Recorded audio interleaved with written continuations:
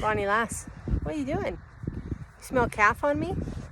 Do you smell calf? Oh, thank you. Oh, goodness. You love the camera, don't you? She's like, of course I do. I'm so beautiful. Right, Bon? So beautiful.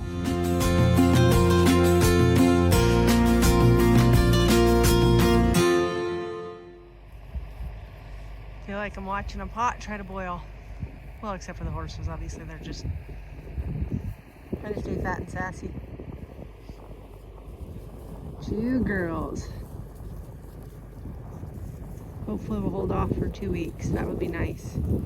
Let some of this snow melt off would be glorious. It's gonna. We're expected to get really warm by this weekend.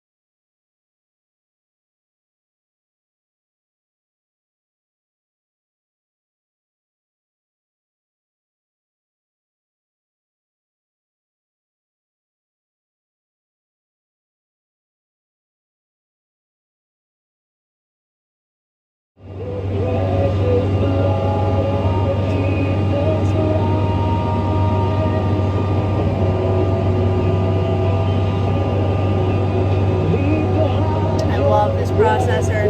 This isn't my favorite tractor, but I'm living with it. It's okay. Good stuff.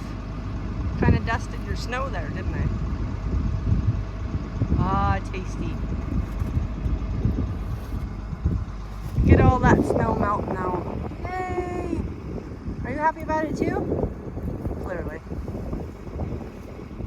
These are our 2-year-old heifers and their babies. I have to tell you, I've mad respect for all cows. I mean, they're pretty dang amazing. These 2-year-old heifers. I don't know if you're supposed to say thebomb.com anymore, but trust me. These are all that in a bag of chips. How's that? Is that better? These are good cows. Oh, I'm so proud of them. Good job, mommies. Good job, mommy. What a good spot to have him.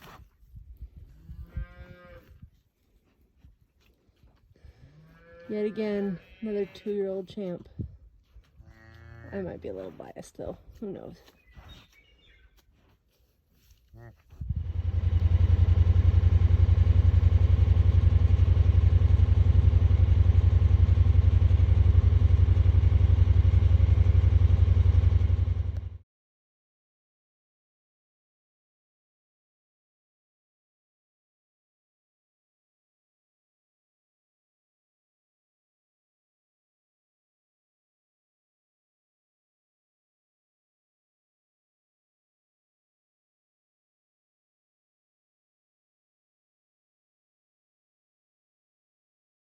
Hey girls, hep. Hep. Walk up, Joy. Atta girl. Shh. Hep. Let's go, ladies. Shh. Jen, away. Right there, Jen. Shh. Go, Bon. You could lead them in, Bon. That'd be super helpful.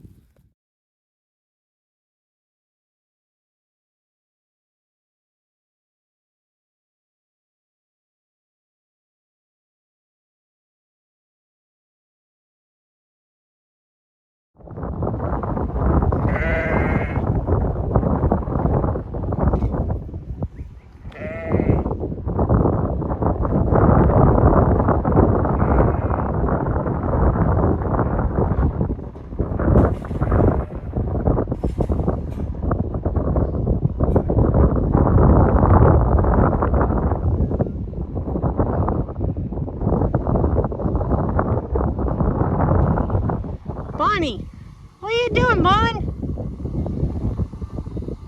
Shearing has begun.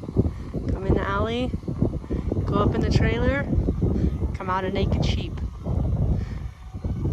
Pretty dang happy, all of us. You still in here? Is that you?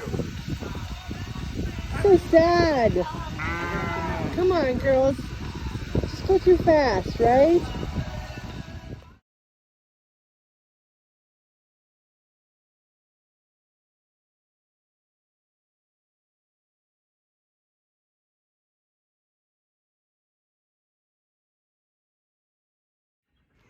Hanging out in the shop for a second while I'm walking dogs because it's, guess what, getting windy in South Dakota. I know you're all shocked right now. My kid's deer shed collection picks them up every time we're riding. So it kind of feels a little bit like a Monday. Usually Mondays I'm really excited about, but this morning started a little bit rough.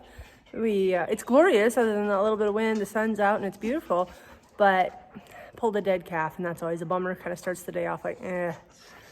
Sewed up a prolapse yesterday. Her calf is good. And pulled a dead calf this morning, which is a bummer. But that isn't what I came on to say. I was going to tell you that we finished up shearing this last weekend. And while it's not my husband's favorite job by any means, it's definitely one of my favorites to have done, like to get it done, because it's so dependent on weather that, you know, it can be a little fine dance with nature to try to get it done. And I have had to shear, or I mean, I've had to lamb in the wool before. Oh my gosh. Guys, that is rough. It is hard. There's a thing called fly strike. It's a big part of why we shear sheep. Obviously we shear sheep too because we use wool. I mean, we use wool for clothing and carpets and all these kind of things.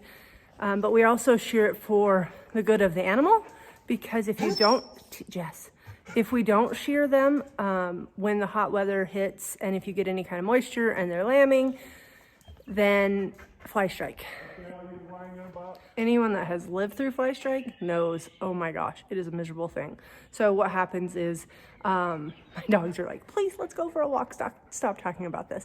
Anyway, fly strike is when there is a hot, moist place like under wool for flies will lay their eggs, especially if there's any kind of blood or manure. It's not just like under the wool. It's got to have something like manure back there or a little bit of blood from lambing, something like that. They lay their eggs.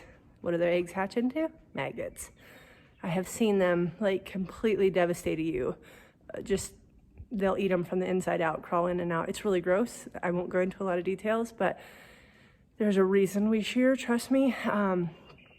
It is, can you imagine that? Ugh, yeah, it's not good. We actually had to put one down several years ago because it was so far gone.